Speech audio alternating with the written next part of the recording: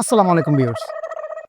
এক বাবা এবং এক ছেলে দুজনে মিলে পাত্রী দেখতে গেছে। তো পাত্রীটা অনেক সুন্দর ছিল।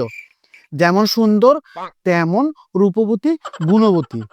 তার বয়সও ছিল প্রায় 18 প্লাস। আর তার মাথা ভর্তি ছিল ঘন কেশ কালো চুল, চোখটাও অনেক সুন্দর ছিল, গায়ের রঙও ফর্সা ছিল। তো এখন বাবা ছেলে দুজন পাত্রী দেখছে আর আহ, কথাবার্তা বলতেছে। তো এমন সময় বাবা ছেলেকে জিজ্ঞেস করলো, কিরে, তোর কি পাত্রী পছন্দ হয়েছে?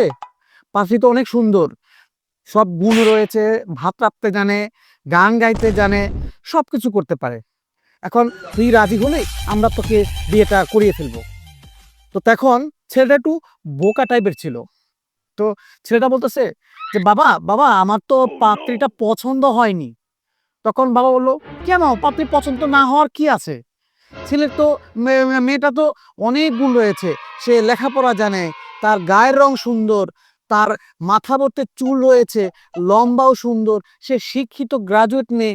তোর পছন্দ হবে না কেন রে? কি সমস্যা বলতো? তখন ওই ছেলেটা বলতেছে, বাবা বাবা তোমরা যাকে পছন্দ করেছো সে তো গুণবতী গুণবতী, তার গুণে ভরপুর। আর আমি যাকে পছন্দ করেছি সেটা হচ্ছে গর্ভবতী। এক প্রেমিক এক প্রেমিকা দুজনে বসে পার্কের পাশে গল্প করছে।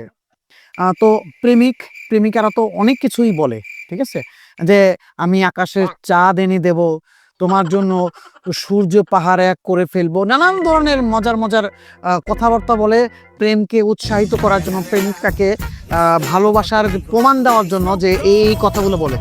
তো তখন প্রেমিকা প্রেমিককে বলছে যে জান জান, আমি তোমার চোখের দিকে তাকালে আমি দুনিয়ার সব কিছু দেখতে পাই, দুনিয়ার সবকিছু। তো এই সময় পাশ দিয়ে এক লোক যাচ্ছে, রাখাল। ওই রাখালের গরু হারিয়ে গিয়েছে।